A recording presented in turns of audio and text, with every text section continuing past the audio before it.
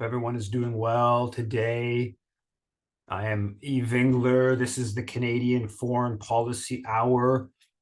Hi, everyone. Hope everyone is doing well today. I'm coming to you from Jojage, which has long been a meeting place of various First Nations, otherwise known as Montreal. And the Canadian Foreign Policy Hour is a weekly critical look at Canada's role internationally. And we're at around 100, almost 2 years, I guess, 100 sessions of these Canadian Foreign Policy Hours. Thanks, everyone, for joining this evening. And today's Globe has a piece titled "Nova Scotia Honors First Black Man to Win Victoria Cross while with Royal Navy in India." And about an individual who helped the British suppress Indian opposition to colonialism in 1857, and now is being celebrated as part of the anti-racism kind of policy in Canada, which is a theme that you see a lot, particularly around Indigenous, those who fought with Canadian imperialism in World War I, some other wars, the Sudan, late 1800s. They have been in recent years increasingly sort of commemorated as part of like a reconciliation process. And it's about sort of absorbing racialized, colonized Canadians into Canadian militarism, into Canadian imperial kind of ideology. The Globe reported this week about the RCMP arresting an Alberta Mountie, claiming that he gained access to what they put as a non-top secret police record system in order, quote, in order to assist a foreign actor. Apparently it's Rwanda. And this is, I guess, a sign of Rwandan interference in Canada. There's a long, anyone who's descends from Paul Kagame's brutal authoritarianism, there's a long case record of sort of targeting abroad, lots and lots of assassinations in Uganda and Kenya and East Africa and South Africa, for that matter, across the continent, and apparently threats of assassinations or even attempts assassinations of dissidents in Europe and in Canada, and apparently spying on Canadian police documents for the Rwandan government. Also this week, the Congolese military is accusing the Rwandan army of having targeted Goma's airport, the major city in the east of Congo, with combat drones. And the Rwandan-backed M23, as I mentioned in previous sessions, they're on the cusp. I think I talked about last week. Look like on the cusp of getting Goma, which is far and away the biggest city in the east of Congo, and Rwanda seems increasingly involved militarily in the campaign. On the note of sort of the foreign interference question, the Globe, I think it was, had a piece titled "Police Probing Shootings at Homes of Khalistan Supporters in Ontario, British Columbia." And apparently some individuals who were associated with the Sikh activist Nijar, who was assassinated in Surrey, BC 6 months ago. I can't remember exactly when it was. That maybe longer, maybe more like a year ago now. That some of his associates, supporters, had their houses shot up in recent days, recent weeks, and the Globe also had a story about how Canada holds workshops for Indian officials on rule of law. And so the Canadian government is kind of caught with India, and there's this clear foreign interference from India, or it appears, in terms of the assassinations. But India is also supposed to be this geopolitical ally against China, and trying to drive India towards hostile position towards China, which is part of Canada's so-called Indo-Pacific strategy. And so they, in terms of trying to rebuild relations or better relations with India, this business of having a workshop for Indian officials on the rule of law, sort of the story kind of implies that like Indian officials don't know that they need to be trained by the more enlightened Canadians that you're not supposed to assassinate people in other country, citizens of other countries in their abroad. It's a kind of a confusing type of positioning, but I think that the Canada's relationship with India in some ways is fairly confused. The Venezuelan foreign minister on Wednesday, I think it was, put out a statement criticizing the Canadian embassy for its what the Venezuelans are saying is interference in Venezuela's internal affairs.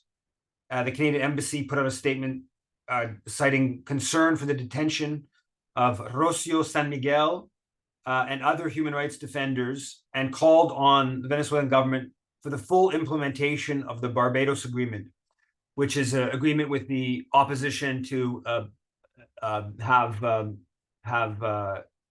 elections, and that includes some American ending of some of these brutal American sanctions that have done so much to cripple Venezuela's economy. And so the Venezuelans are rejecting the Canadian intervention and saying that the Canadian intervention, which is implying that the Venezuelan government is responsible for some violations of these agreements. In fact, what the Venezuelans are claiming is that it's the opposition that's being obstinate, not following the agreement, and the Americans are kind of going along with this whole process. I'm not really, sure one way or another, but the Canadian government, with regards to Venezuela, has been, intervening in Venezuela in a very aggressive way here for arguably two decades or more now, and it seems to me that this is more of this interventionist Canadian policy that should be rejected. CTV's W5 had a very good program. I think it was on Saturday, titled Panama's War with Canada. Very good. It's like a 45-minute thing about First Quantum's massive mine in Panama, about the depth of the opposition that led to the Supreme Court rescinding the permit for the First Quantum's mining rights, and so about the depth of the opposition.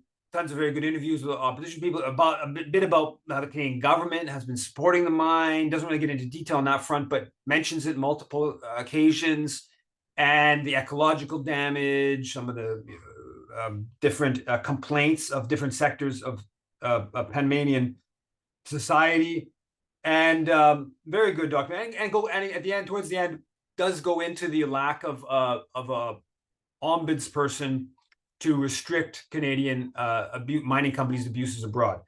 Very, very good documentary, worth checking out. Also in the business section, I think in the Financial Post, Monday, Tuesday, I don't remember what day it was, there's a piece, front page, big piece, Panama can't ignore mining, First Quantum, and making the case that Panama needs mining. Well, if you watch this documentary on CTV, it shows that the population is overwhelmingly hostile.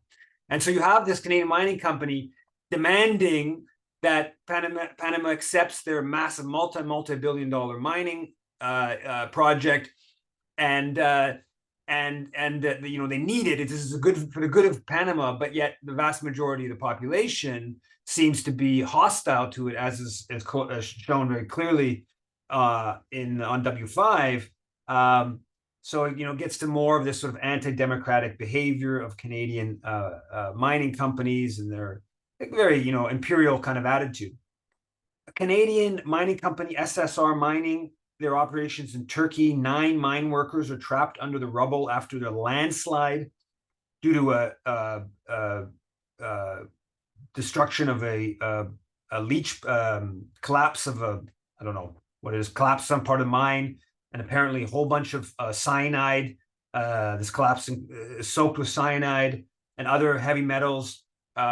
The Turkish top of the company has been arrested by the Turkish officials. This company apparently 2 years ago, 3 years ago, had this. It was shut down for a while because it had a huge. It got caught releasing all kinds of toxins into a water system, and just another example of the destruction wrought by Canadian mining companies abroad. Also, another story about Canadian mining company in Mali, B2Gold. 3 of their employees were killed when their bus was attacked a couple of days ago. The Globe published a front page piece. I think it was maybe last Monday, maybe it was last Tuesday, and it was about how titled "Human Rights Groups Decry Rising Trend of Corporate Slap Lawsuits." And it cites a number of examples, not just the Canadian mining companies, but cites multiple corporate mining companies around the world, but cites a number of Canadian examples of these companies basically intimidating environmental groups through the legal system. The SLAP lawsuit. I'm not going to get the acronym proper. Strategic Lawsuit Against Public Participation, I believe, is what it stands for. And I know, like in Quebec here, they brought in legislation kind of curtailing that around a big battle over criticism of Barrick Gold. Another Canadian mining company is Book Noir Canada, and they sued the publisher for documenting what Barrick Gold had done in Africa. And First Quantum might have been one of the other companies. I'm forgetting what the other company was that sued. I don't think it was for First Quantum, but so this whole business of Canadian corporate Canadian mining companies using their legal financial weight to intimidate grassroots groups abroad is apparently a growing issue, according to this Globe Mail piece, and they list a UN report that cites, I think it's like in the hundreds of these examples, a lot of which were actually Canadian companies. Coming up in a few days, I think at the start of March, is the Prospectors and Developers Association of Canada conference in Toronto, which is the biggest mining get-together in the world. Speaks to Canada being at the heart of the global extractive industry and all the brutality that comes with that, ecological destruction that comes with that.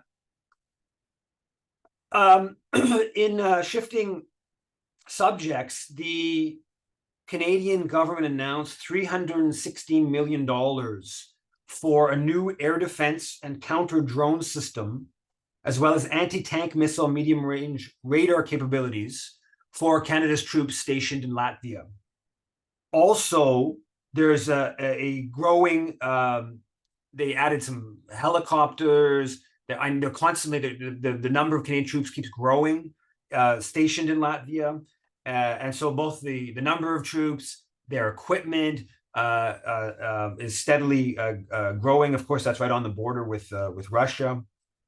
The Canadian government also announced $60 million to Ukraine. I think it's mostly for helping Ukrainians on F-16 fighter jets.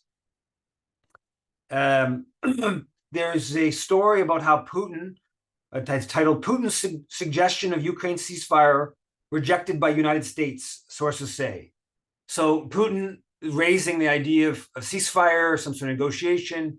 The Americans are once again hostile. Who knows how serious Putin really is, but this is a pattern now with the U.S. Undermining any effort to get out of the disaster in Ukraine. So this is the 2-year anniversary. The papers have already begun. All these stories about 2-year anniversary coming up on a few days here of Russia's large-scale invasion. of Ukraine, and that's obviously something that should be makes sense that it would be noted. But what's not being noted in this is the what was also the 10-year anniversary of the ouster of Viktor Yanukovych, right, which is also happening this week, and that piece of recent Ukrainian history is being wiped out, right? And for good reason, of course, because Canada, the ouster of Yanukovych is part of what sparked war in the east of the country, which then led to more, U.S., Canada, Britain involvement. And then, the Russians were also backing the opposition forces fighting to a certain extent. It gets exaggerated in our media, but was no doubt assisting to a certain extent. And part of what happened 2 years ago is Russia massively expanding this low-level war that had been going on for 8 years. And then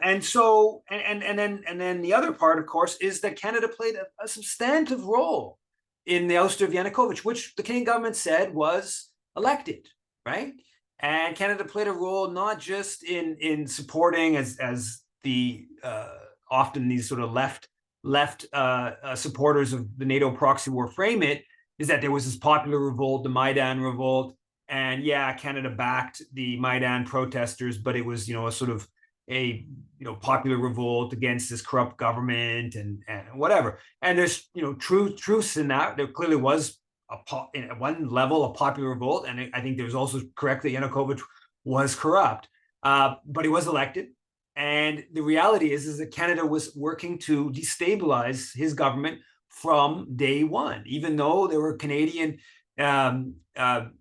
electoral observers that said yes, he won a legit election. We didn't like him, but we knew we didn't like him beforehand. And speaking of as Ottawa, speaking as the Ukrainian Canadian Congress and all these, who sent the observers, but it was legit election, and Canada worked to destabilize Yanukovych right away.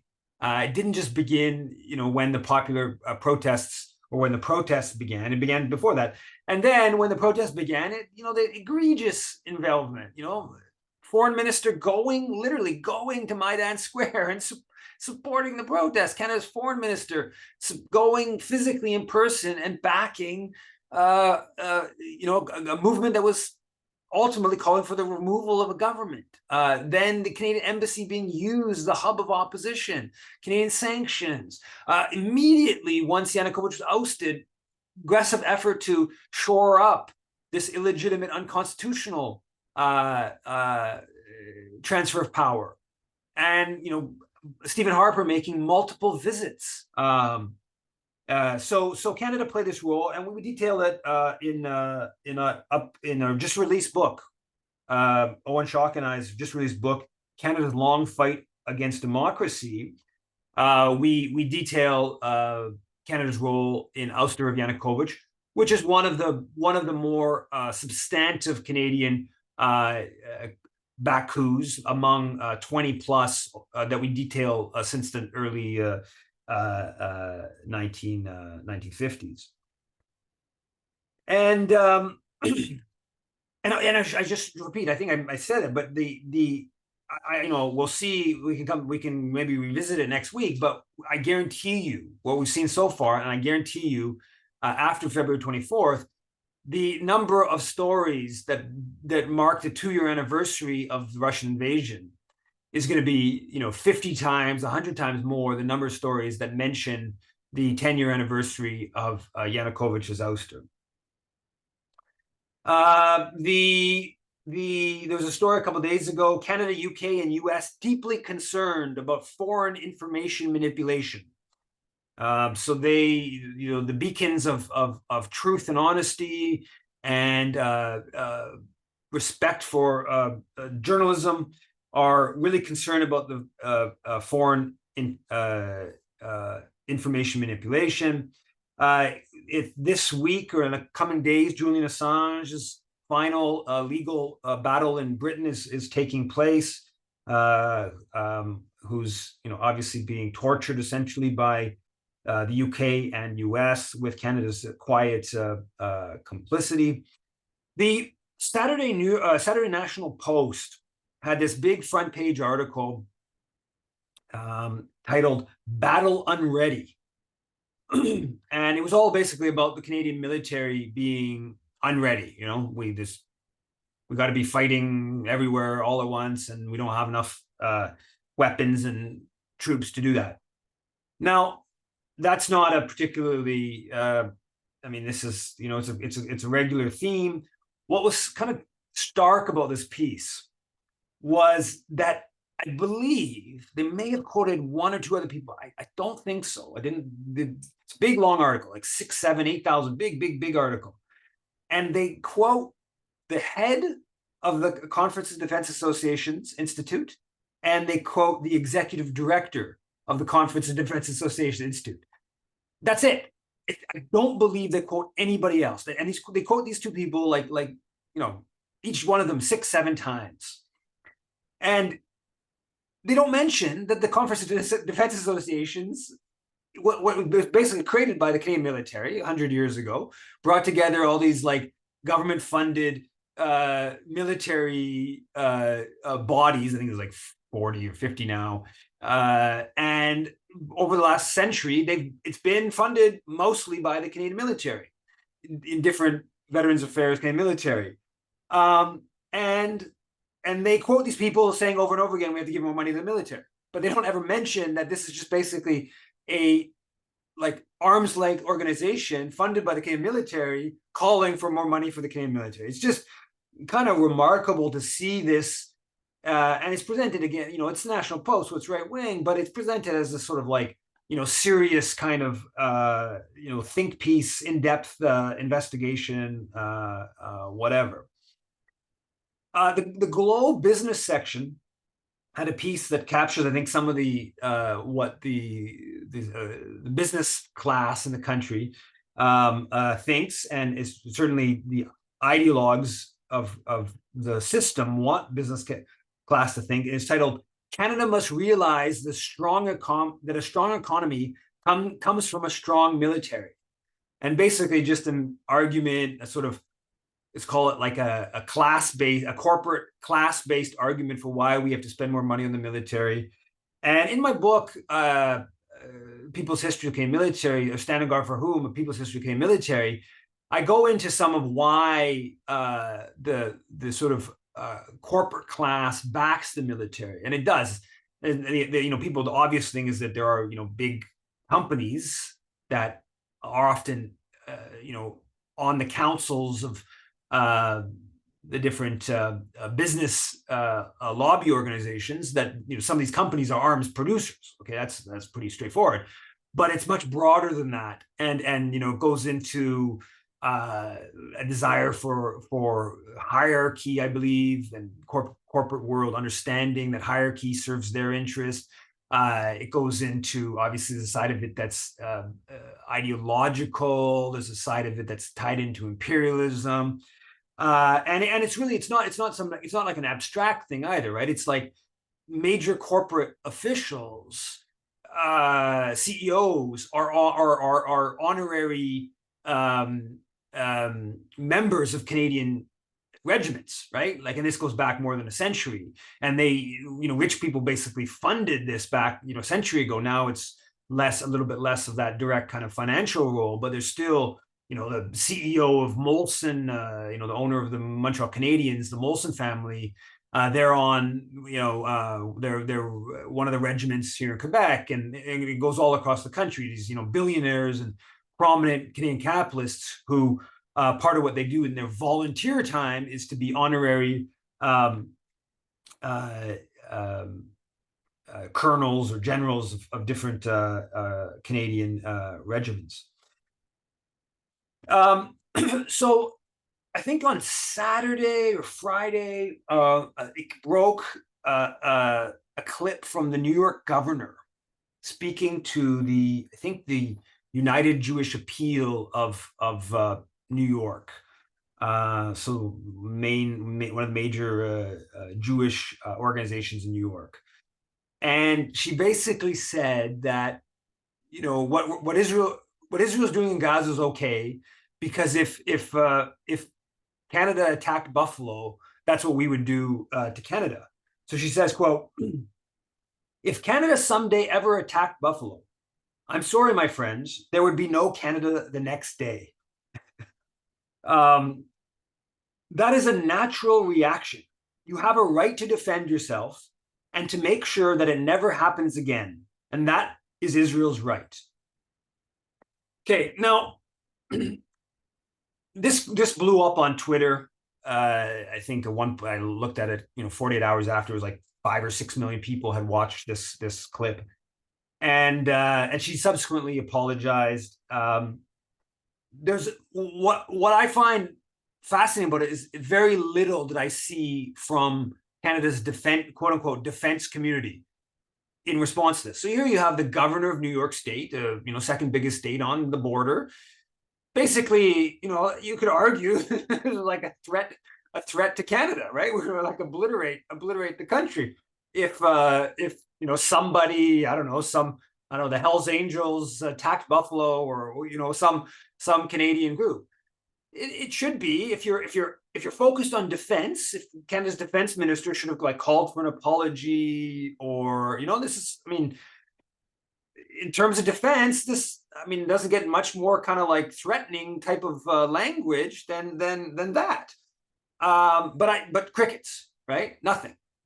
Now, so there's basically two reasons for that. The first reason is that Canada's quote unquote defense community has nothing to do with it. Our defense minister is not about defending Canada, and the think tanks that Canadian Conference of Defense Association is not about defending Canada, right? It's about assisting the U.S. empire.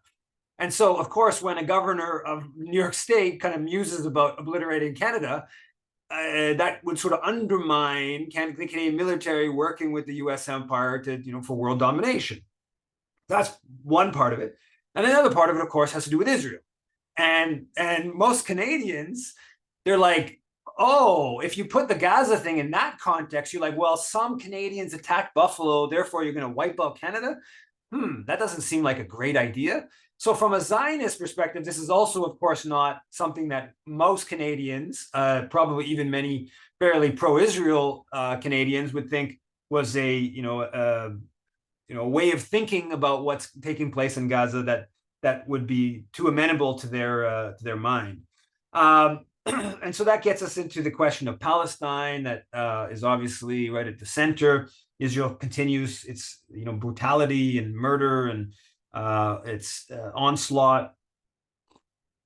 Rafah, you got million and a half people who are being terrorized in Rafah. And today the UN experts released this report about the allegations of egregious human rights violations that Palestinian women and girls are subjected to, including rapes, right? And we will guarantee ourselves we were not going to hear about the Israeli troops raping Palestinian women. Also, apparently, mostly threats of rape, but they are citing a couple cases of serious, credible allegations of rape. And we're not going to hear about that from all of the media that's been jumping up and down about Hamas's alleged rape of Israelis. And so there's a lot of developments on the Palestine issue in over the last week. The CJPME points out that a Canadian statement with Australia, New Zealand again, I think the three countries, says the first time Canada's called for a quote immediate ceasefire, and it calls on Israel not to attack Rafah, and it references the International Court of Justice's orders and says that they're binding. So this is the first time that's happened, and this is really, if you read the statement, it's really minimal, but it according to CJPME, which I think is correct, I can't I don't have information that counters that. This is sort of a step forward. CBC published this big story about is it Rob Oliphant, who's the parliamentary secretary to Melanie Joly. So he's sort of the second in charge at Global Affairs Canada. And it's kind of an interesting dynamic because he got really well disrupted about a week ago by a number of Palestinian activists. Very good disruption. He had to like leave. Good denunciation. He had to leave this public event, and then a recording of him speaking to according to the CBC, him speaking to a member of his riding, somebody, I guess a supporter, and he's basically disagreeing with the King government's position on defunding UNRWA, kind of suggesting that he thinks it's genocide that Israel's committing, and a bunch of things that are not official government policy. That leaks to the CBC. There's a decent chance that Oliphant wanted that leaked because he was under heat from a sort of pro-Palestinian perspective. I don't know that, but that would be, I think, a plausible scenario. Nonetheless, it kind of gets on the record that the amount of divisions within the Liberal Party on this matter, and I think it's a step, a big long article in the CBC detailing this stuff. Basically the second in charge of global affairs saying they think it's probably genocide or possibly genocide. I mean, that definitely undercuts Israel's position. So that developed. Another one, Stephen Harper, may he disappear from my brain or from having to come across him. He appeared in a visit in Israel. He published a op-ed in the National Post that, among other things, said this may not have been, talking about Hamas's October 7th, this may not have been a Holocaust in scale, but it was in kind, So Hamas, of course, is just, Nazi Holocaust, So Harper appears in Israel.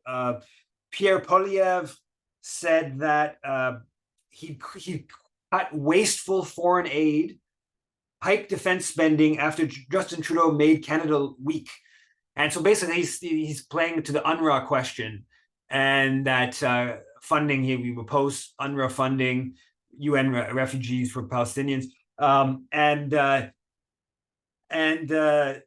sort of doubling down. And he made this other comment, very hard line. Hamas just has to, surrender the hostages, drop its weapons, and then there will be peace, kind of when asked on these questions. On the other side, you have the NDP doing a press conference, pushing the Liberals to recognize the state of Palestine. That happened on, I think, Monday of last week. Maybe it was Tuesday. A NDP a member who ran for the NDP federally in Kitchener, Baizan, she Baizan, forgetting her name. Anyway, she's quite prominent on X on Twitter. She posts something saying, does anyone know if any Canadian groups are specifically tracking active IOF, Israeli occupation force, soldiers with Canadian citizenship or people in Canada who are advocating for the genocide? Okay, and so Joe Roberts, who was the former chair of the J-Space board, who's gone just totally wild right wing over the past 4 months. He was obviously clearly, he was a liberal Zionist, Jewish supremacist before October 7th, but he's just gone totally whole hog down that path over the past 4 months. He responds by saying 2021 Kitchener Centre NDP candidate is now advocating for the creation of lists of Canadian Jews. This is dangerous anti-Semitism that ends with dead Jews, period. So now trying to find out Canadians fighting, killing people in Gaza. This is creating lists of Canadian Jews that leads to Canadian Jews being killed. So no, it's not that there are Canadians killing Palestinians in Gaza, which they are, and is what's happening, is what she's trying to quantify and potentially pursue legally. Now it's actually about killing Jews, Canadian Jews, making lists of them, and then presumably once the lists are made, then they're going to go to the ovens, or I think that's what he's trying to imply. It's just unbelievable to see this. These are people who, like this guy, like he was the head of the Democratic Socialists of Democratic Socialists of America, Canadian chapter, I think. So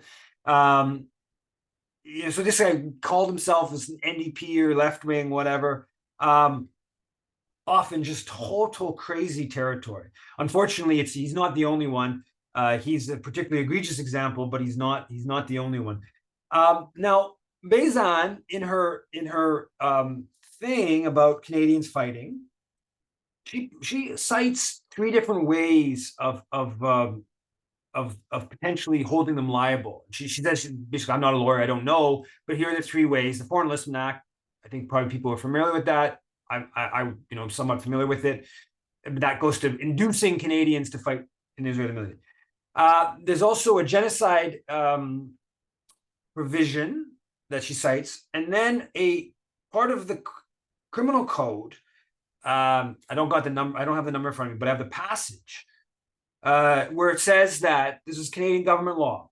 Every person who advocates or promotes genocide is guilty of an indictable offense and liable to imprisonment for a term of not more than 5 years.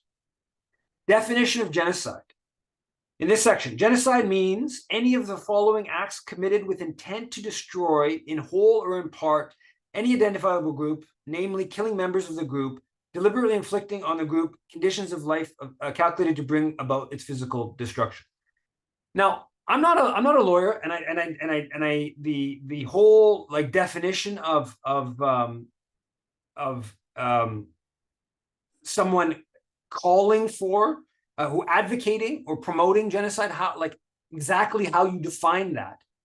But from my superficial reading, there would be literally like thousands of Canadians that could be pursued if the International Court of Justice finds that Israel's committed genocide. That won't, we have the initial ruling, and we're going to have hopefully another thing in a few days, and maybe some more coming out. But it's not going to take multiple years until they can, would actually a conclusion is Israel committed genocide. But there could potentially be thousands of Canadians if the ICJ rules in that way. That would be contravening this section. I was not familiar with this as Canadian law, that it's actually, you could be suspended 5 years for advocating or promoting genocide. Certainly there would be public figures that you can make a good case for that they are encouraging or advocating or promoting what Israel's doing. That's certain. Anyways, I thought that was kind of interesting. I don't know where that goes legally, but something to look at. Now, another thing I wanted to bring up is this smear job against this demo that took place on Monday night in Toronto. Okay, so apparently 2,000 to 3,000 people marched in Toronto, emergency demo called like 24 hours in opposition to Israel's onslaught or attack against Rafah. And it marched from the Israeli consulate down to down by Metropolitan University, whatever that square, Dundas Square, is that what it's called, right at the center of Toronto, and it marched apparently 3.5 hours, something like that. I think it went by the U.S. consulate, and at some point, Spider-Man for Palestine gets up on the scaffolding of Mount Sinai Hospital and waves the Palestinian flag. And another individual, a little bit later, a second individual also climbs up to that spot, and I think also waves the flag. Now, the first image of this that I saw, and I tried to trace this, was Anna Lipman, a member of Jews Against Genocide Coalition, who took a photo of Spider-Man from Palestine, waving the flag on top of the Mount Sinai, and you see the Mount Sinai sign. And then Mayor Weinstein, the former head of the Jewish Defense League, so she does it. She sees this as like a nice image and sign of solidarity and kind of exciting, whatever. So she posts it to Twitter, and then Mayor Weinstein flips it around. It's all about attacking Jews. It seems like at the same time, according to one story that details out, at the same time, another pro-Israel activist got a hold of this image and was kind of spinning it in the same way. Now, over the next 12 to 24 hours, they basically, so the Mount Sinai was set up 100 years ago, in part as a place for Jewish doctors who were being excluded from other hospitals from practicing, and to serve the Jewish community. So basically, at a time when there was substantive anti-Semitism that was undermining both medical practice and care for a Jewish community, it was set up. So it is now a public hospital in the sense that most overwhelming its funding. I think it still has, probably particular links to Jewish donors and whatever. So there's still a Jewish connection today, but I think for the vast majority of people, they wouldn't really register that. And according to Anna Lipman, the person who took this photo, she didn't register this at all. And she herself had been to the hospital. That's where she's been treated many times. Now, over the next 24 hours, they just spin this as this hospital is targeted. It gets all like the liberal head of the Liberal Party in Ontario just goes completely bananas, claiming they infiltrated the hospital and like which no one like. It was actually closed. This entrance of the hospital was actually closed after 6 o'clock, and apparently March went by there around 8 o'clock, around 2 hours. Other parts of the hospital were open, but this entrance was actually closed at 6 o'clock. None of this business, anybody being targeted, this or that, anybody going inside or whatever. None of this happened. Basically, this Spider-Man from Palestine waves some flags. People get excited by it. They mill about in lots of intersections, and they continue on. No one is claiming the hospital was targeted. Like this, one of the angles that's been put forward by some of these pro-Israel people is that, well, okay, you first you did the Jewish bookstore Indigo, then you did the Jewish cafe, that Landwer or whatever, and now you're doing the Jewish hospital. That's how they sort of frame it. Well, Indigo is very well documented. No one denies it. I mean, they take responsibility. We're targeting Indigo for specific reasons, and it's all detailed, and it's been around for 15 years.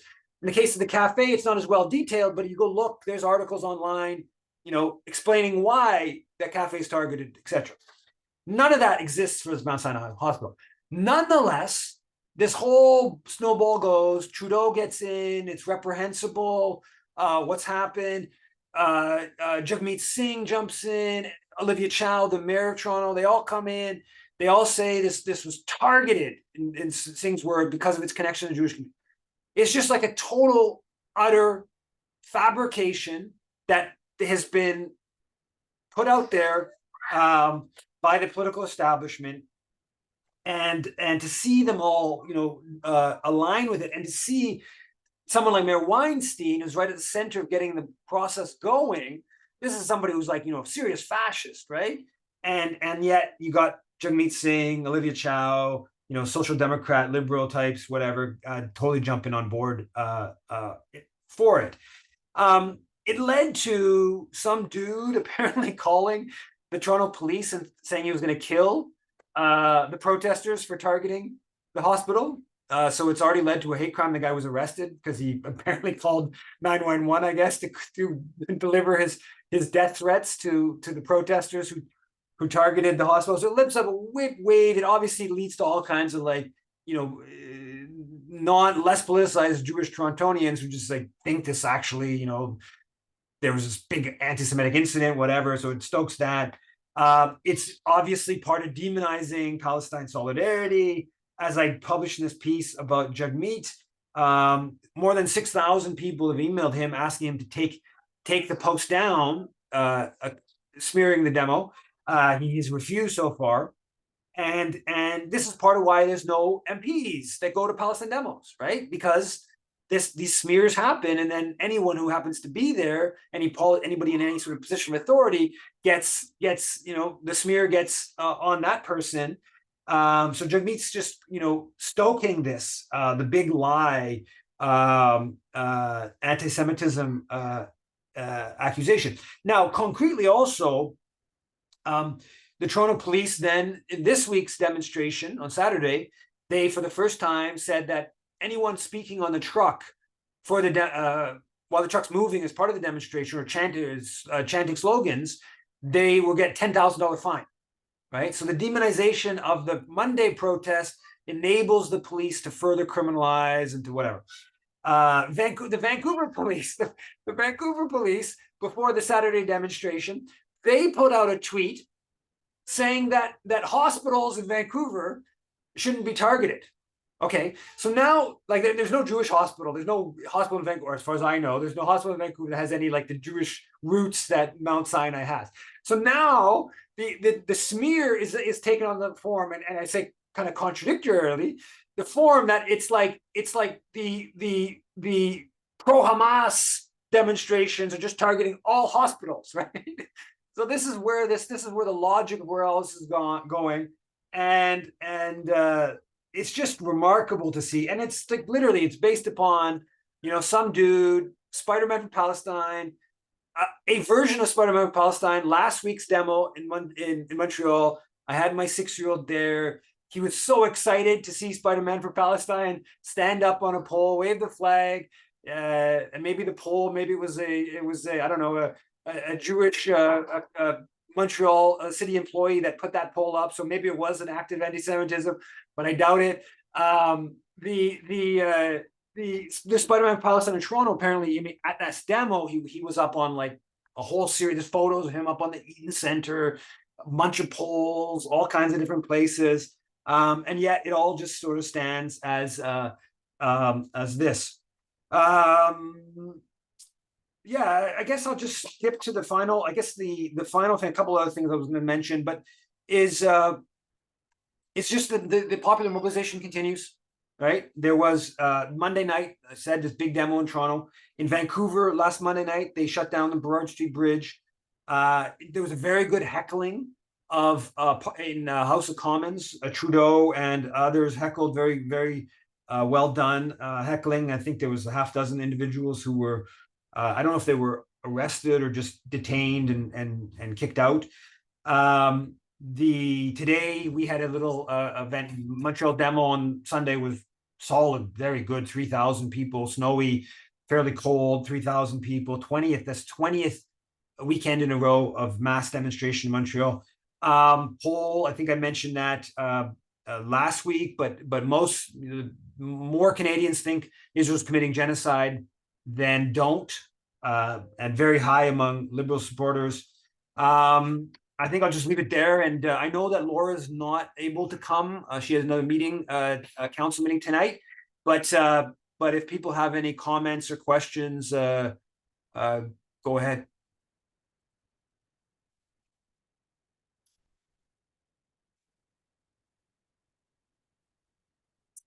So I see Larry. I see something. Okay, yeah, go ahead. I think I see Jake first here. Go ahead, Jake. Hi.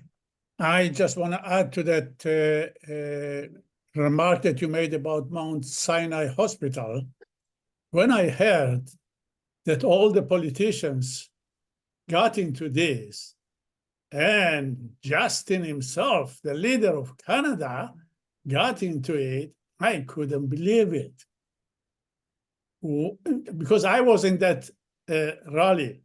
First of all, we were at Bloor and Young, took over that intersection, and there was a building on the corner that also had scaffolding, and 2 or 3 people got up there waving flag. This is a normal thing to do in a protest like this when Israel is doing genocide in Gaza. Then it proceeded to go to the American consulate and passed Mount Sinai Hospital. And that individual who does this all the time in different places, dressed like a Spider-Man, got up there and waved the flag. For that, Justin has to get, who is the head of all Canada, to get on this and remark on this, where there is Israel committing genocide and there are so many other places. So he had to come and condemn an individual who went up the scaffolding there. I mean, how absurd it is when it comes to Zionist Israel and so on. This is outrageous. Yeah, but we should note that this isn't the first time that a variation of this sort of like anti-Semitism smear spiral has happened, right? Like the Dimitri Lascaris one back in 2019 or 2018 starts from these like far right Zionist groups, gets into the mainstream CJA, then one politician, another politician, then the prime minister, then that puts pressure on Jagmeet, and in that case, Elizabeth May even joined it. This isn't the first time, so there's that variation of this spiral, and then it just sort of like it's out there, and then it's a truth. There's this interview that CBC Local Toronto did with one of the spokespeople from the Jewish Coalition Against Genocide. It's not Jews Say No to Genocide Coalition, I believe. That the interviewer is asking the spokesperson, but like basically, well, like it can't be a lie because they've all said it. How could this be a lie? And the guy just he sort of like, yeah, it's hard to like understand it, but it's the wording he uses exactly. It's the anti-Semitism. Does he call it a spiral, or does he? I forget the exact word, but it basically just takes this life of its own. And like anyone who's serious that wants to go and look into it is like, maybe that dude deep down, he like knew that Mount Sinai had a Jewish connection, and maybe Spider-Man from Palestine, that was like his motivation, and it's possible, right? Like it's not an impossibility, but like there's no evidence to say that, and there's a whole bunch of evidence to say that isn't what happened, but yet it just becomes a sort of like thing, and it's very damaging, right? So the NDP, Jagmeet Singh can go in the House of Commons and say, we don't want Canadian weapons to be sent to Israel, and that's obviously good. But if you simultaneously smear, lie, and knowingly, right? Let's be clear. Jagmeet Singh and his people know that this is not true, or that, better put, it's most likely not true. You can't be smearing those who are trying to end Canada's complicity in the genocide. It's not just, like you can say silent, right? You don't have to defend them, but you can't be smearing them and then saying you're opposing the genocide. Once you're participating in the smearing, that's an enabling of Canada's role in this genocidal process. So it's very damaging. It's very damaging, and I'm of the opinion that it is a house of cards, right? Like it's not founded on much. And if Singh was willing to just stand up and not kowtow to the Israel lobby, that would go. You can undercut this, but it takes a certain degree of principle and the degree of fear around being accused of being anti-Semitic is just so. It's diminished drastically over the past 4 months, of course, but it has been so strong that it just gives this stick right? The stick to those who are like calling for genocide or enabling genocide. It's just a remarkable stick that they can just kind of wield periodically, and it undermines those who are trying to challenge Canada's role in enabling the genocide. But go ahead, Larry. I've tried to unmute you. Go ahead. Oh, yeah. I just was wondering, do you know the status of, there was like a court case being brought forward on genocide against Justin Trudeau and Melanie Jolie. Do you know what exactly is happening with that? I haven't heard anything about that recently. I don't know. That's Shane Martinez was the lawyer leading that. I don't know where things are at with that.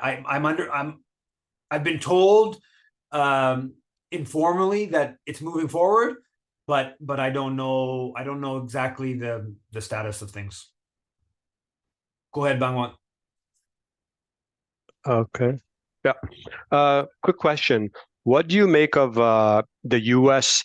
attempting to so they denied the Algerian resolution that Algeria was planning to present at the Security Council, but now they have come up, and yes, it's all watered down. But the very fact that at the Security Council they're proposing a ceasefire with all the kind of silly caveats and so forth, but nonetheless, that action unto itself, right? And that in the context of, I'd like to hear your thoughts, that the kind of traditional approach that the pro-Israel groups have taken this time around, it's clearly not working. I mean, you mentioned about Canadian attitudes, and there's not just Canadian, it's global attitudes, U.S. attitudes.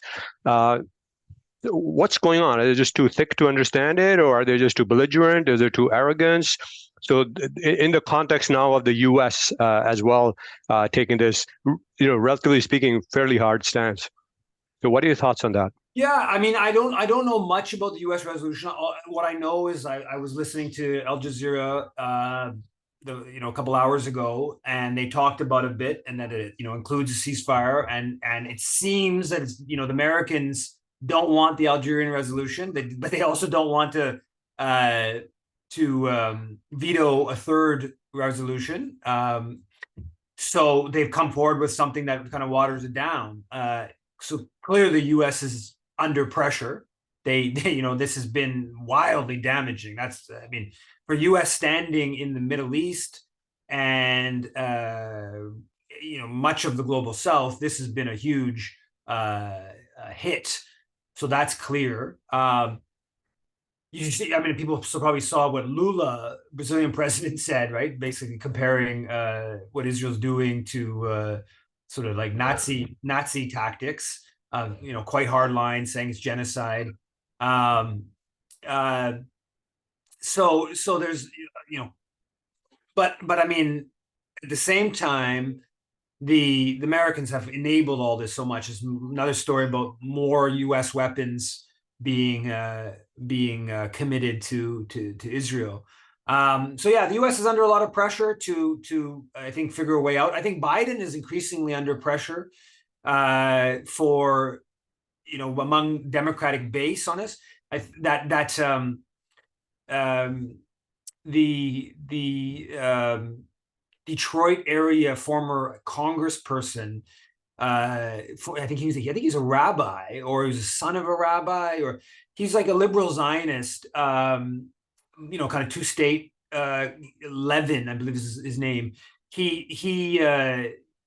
There's a whole campaign in Michigan in the primaries. I forget what the wording they use is, but like you're supposed to vote present or you're supposed to vote don't. Anyways, it's basically a pro-Palestinian campaign to like not endorse Biden in Michigan, and he's now this is somebody prominent person within Democratic circles. He has now come out in favor. Rashid Khalidi, she's come out in favor of this, and it's a kind of sort of stepping, I think, the stepping stone towards the whole potentially not voting for Biden in Michigan, which is a battleground state, with big deal. If he loses, if he doesn't win Michigan, his ability to become president is made much more difficult. So there's a domestic pressure building in the U.S. as well as huge global kind of hostility to the U.S. But the Israeli, clearly the people in charge in Israel are just completely crazy. I mean, they're just completely fanatical, right? Like there's this. And they've mostly been enabled by the U.S. But yeah, so I think that this is U.S. diplomatic management don't want to veto, but under lots of pressure not to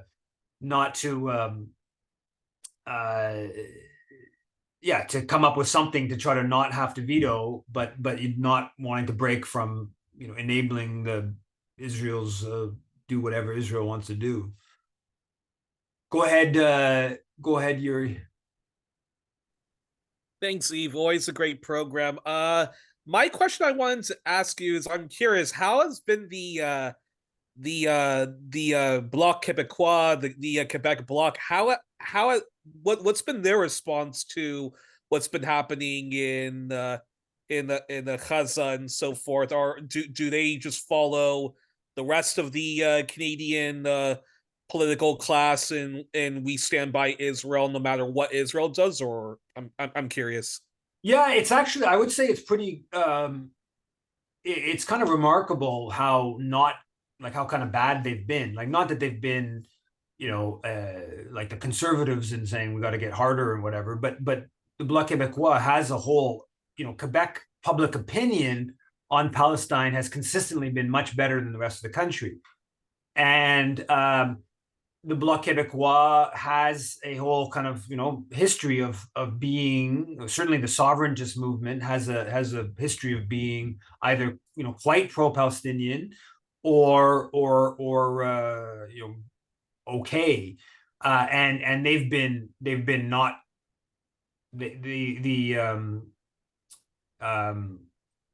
Blanchette, the leader,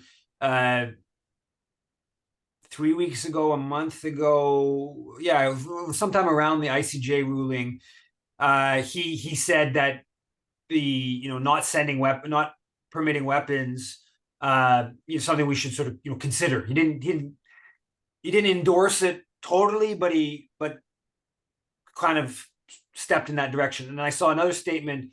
I don't think it was from him, but maybe it was from their foreign affairs critic, that seemed to step a little bit further down the idea that it should be an arms embargo. But they're not public about this hardly at all, right? It's not in Quebec media, or, I mean, I don't read all, I read Le Devoir and Journal de Montréal every day, and I check La Presse, online most days.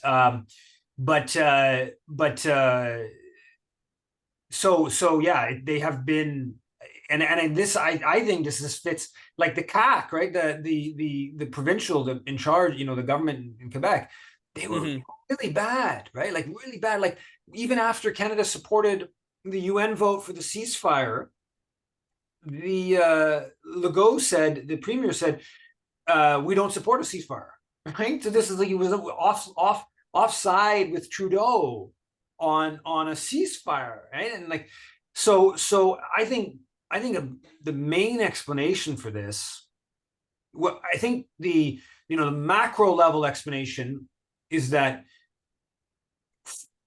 the francophone capitalist class in Quebec is now, they're global players. They're part of the global Euro imperial elites, and there's some tensions.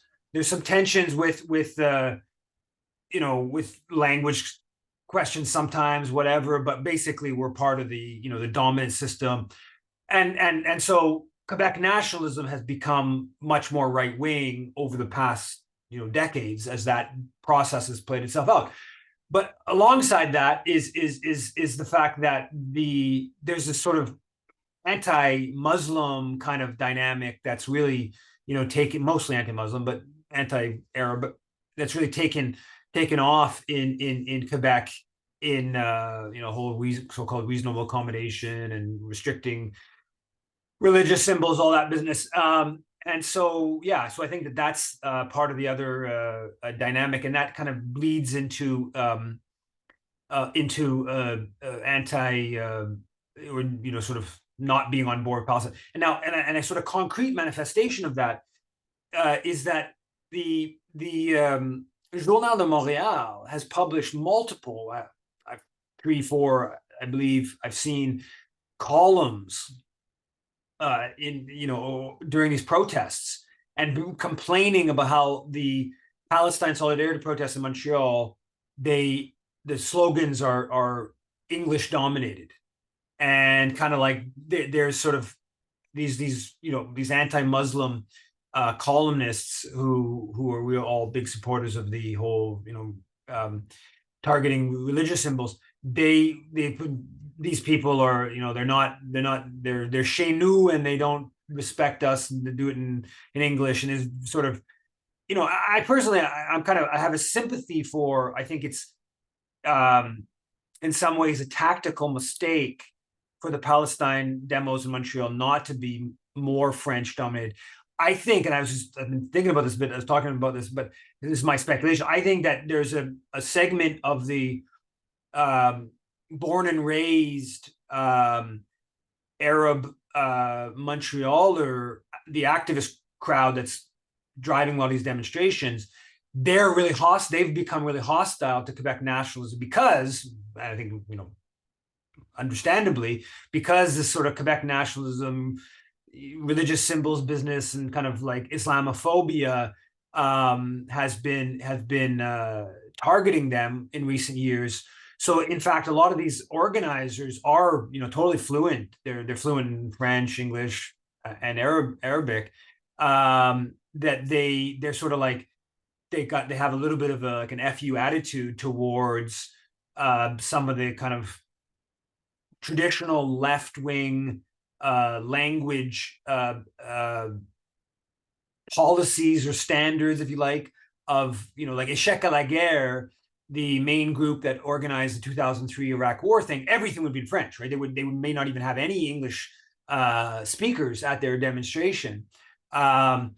Anyway, so I think some of those dynamics are kind of play out in some of these marches that might explain a little bit about the Bloc Québécois position. Go ahead, Ifo.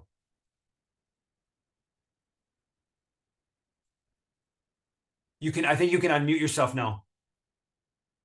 Yeah.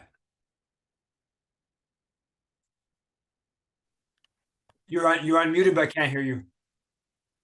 Can you, Yeah. Can you hear me? Yeah. Okay. Oh, can you hear me at all? Breaking. How about now? Yeah, now. Can you hear me at all? I can, yeah. Go ahead.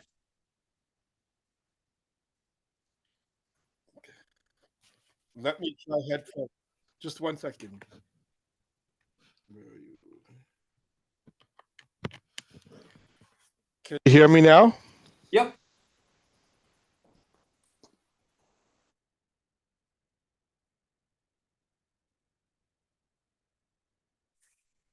Unfortunately, I can't hear you anymore. Maybe next week. It's already past 7:08 and past 7, and I have some parental duties. Sorry about that. Same place, same time next week.